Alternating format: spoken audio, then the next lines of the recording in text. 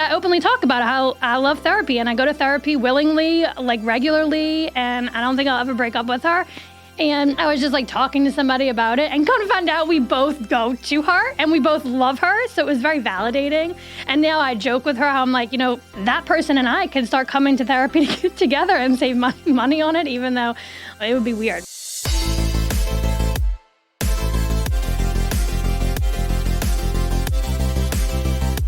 Welcome to Seriously Catherine, a podcast about taking your business seriously, but not yourself.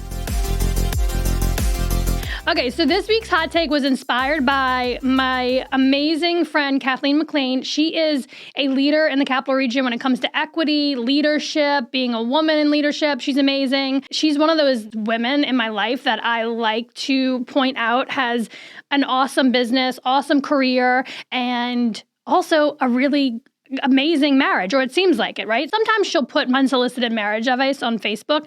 And last week she posted marriage tip, learn to say I'm sorry. Well, first of all, wait, I have to go back to it because we got into a little conversation about it and then she changed the advice to add what I thought she should add. So anyway, the original marriage advice from Kathleen was learn to say I'm sorry, period. That's all it was. And I was like, well, also, how about we add learn to forgive? And then she changed it to learn to say I'm sorry and forgive. Thank you for adding the forgive piece, Catherine. And I'm like so excited to unpack this because I think a lot of girls and women right now are getting a lot of just like talking points about like, don't apologize. Don't say I'm sorry. I think it's important. I don't know. I just say I'm sorry all the freaking time. And then I read this book. I'm sure everyone has heard of it, Rachel Hollis. And she wrote the book, Girl, Wash Your Face. And then she came out with Girl, Stop Apologizing. And it resonates with me because I really needed to stop apologizing for no damn reason. But in marriage, you do need to learn how to say I'm sorry and, be vulnerable in that capacity. But I think another piece of it that I think a lot of people do not get right is to forgive. And I think I've talked about this on the podcast before, like forgive and forget. I think that you can forgive, like that's a skill that you can work on and learn how to do when it's appropriate, but you can't forget. You can never forget how someone treated you or something they said to you or a boundary that they crossed over, and you just can't never leave your memory. Like you can never forget that, but you can learn how to forgive and you can move on together with a lot of therapy, which I'm a big fan of. Jen is my therapist and she's totally going to come on the program because I will openly talk about how amazing she is. I'm actually refer her to everyone. Like everyone should go see Jen PS. She's amazing. And then this one time, I know this is like total tangent, but I openly talk about how I love therapy and I go to therapy willingly, like regularly, and I don't think I'll ever break up with her. And I was just like talking to somebody about it and come to find out we both go to her and we both love her. So it was very validating. And now I joke with her how I'm like, that person and I can start coming to therapy together and save money on it, even though it would be weird because I don't know. I mean, I think some of our issues are a lot of the same. I'm very codependent. Anyway, back to my point about the marriage advice and what Kathleen put on Facebook. I loved it. Learn how to say I'm sorry. But I had to add in. I had to call her out and be like, yo, Kathleen, got to add in forgiveness. Because I think I have some friends who are going through it and deciding to separate and get a divorce. And I think time and time again, I hear the underlying reason is they cannot forgive. And I think it's a really hard skill. You got to put ego aside and there's all sorts of things all wrapped up in it. But we're going to have Kathleen on the program because she's got to come in and sit in the chair and tell us all about it. I mean, this woman is a wealth of wisdom and she's willing to share it, which is just amazing. She's no gatekeeping here. Well, I just think it's because I have friends in my orbit that are going through the shit. And I think if they could just get out of their own way and acknowledge that that person fucked up and they are so sorry and they've said they were sorry and they've demonstrated that they really are, they were a horrible person. They did horrible things. But, again, I want to call myself out on judging. I don't know the whole damn story and nobody ever really knows what's going on in someone's home and behind closed doors and we have no idea. And I acknowledge that. I do.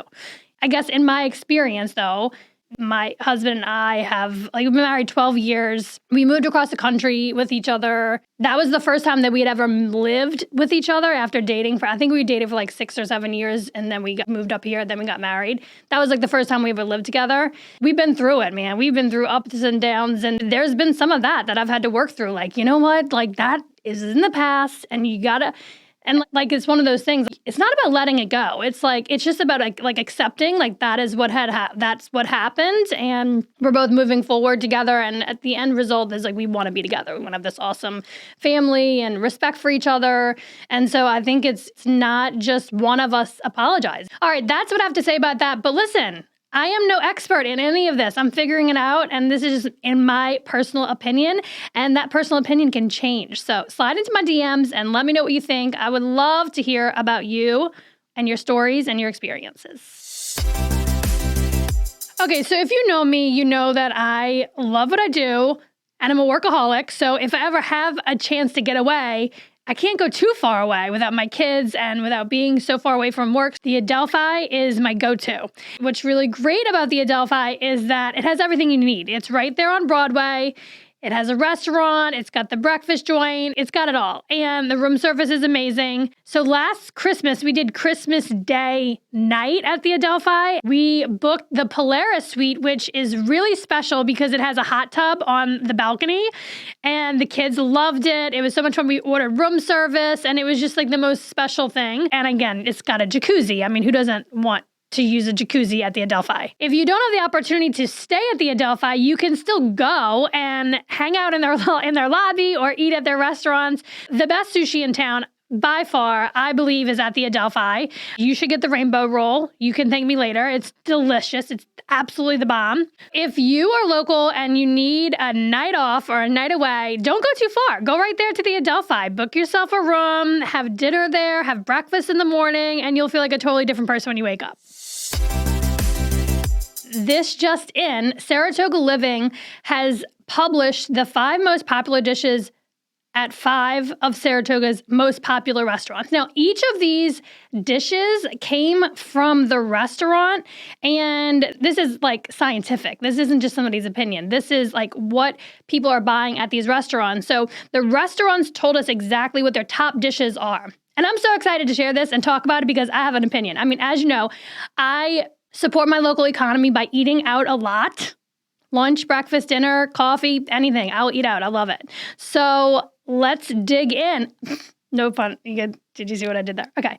First up, Osteria Danny and the coconut cream pie, which does not surprise me whatsoever. If you have not had the coconut cream pie from Danny Osteria, what are you even doing here? Go there now. It's tough to get a reservation there.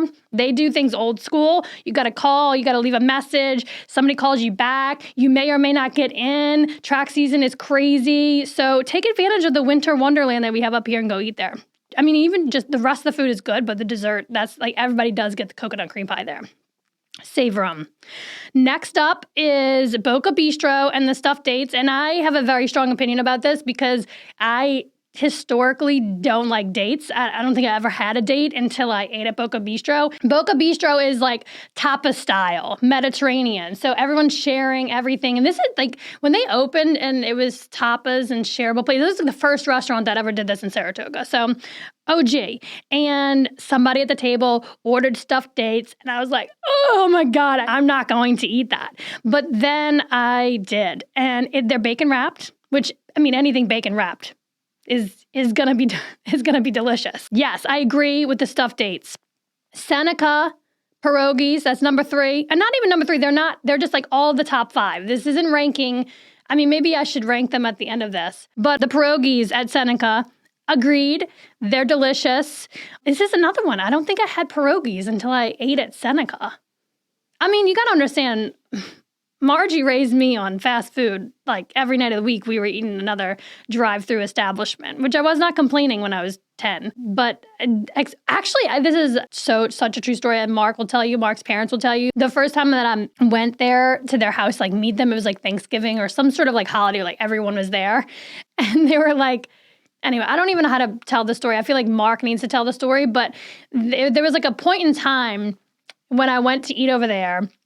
And I would be like stressed about like what sort of food they would serve and like whether I would like it. I've always been like a pretty picky eater, like as an adolescent. And it's just like they are shocked every time that we go out to eat and they're like, wow, you ate that? You ate that? Because they remember me as like only eating chicken fingers, French fries, and like fried food. Anyway, I don't know if that has anything to do with this. So pierogies, I'm a fan. Next one up is Karavali jackfruit kofta.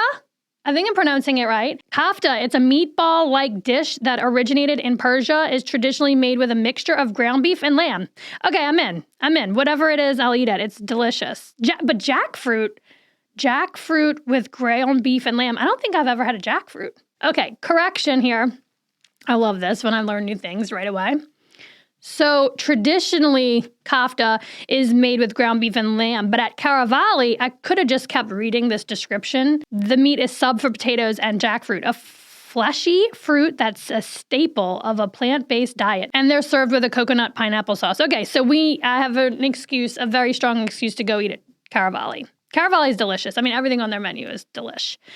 Last up, I have to say that I eat at this restaurant at least once a weekend. It is the Henry Street Taproom Burger, and it's classic done right.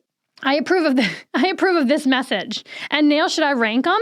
I love a burger. So number one has got to be the Taproom Burger. I'm so proud. I'm so happy that like it's on this list because I support burgers. Also, Taproom is right 2 doors down from Paint and Sip. I have to also point out that Paint and Sip opened April 2012. Taproom opened, I think it was September 2012. So I influenced them to open up this restaurant right down the street from me. They may disagree that they were already in the inner workings of doing this, but means to an end. We're both there now, and it's really cool to be next to them. They also just opened Kindred, which is the old flatbread, which RIP, the kids love the pizza at the Flatbread Social, but now it's Kindred, and the food is so awesome. And if you've ever been in there, it's so swanky. Like, you just feel so fancy when you're in there. Mark took Zia. They were going to go on like a daddy-daughter date, and he took her there. And I was like, why would you take her to Kindred? Like, I don't know if she would eat anything there because it's a very eclectic menu. Anyway, I digress. Next, my number 2 ranking would have to be the coconut cream pie. Also on Henry Street.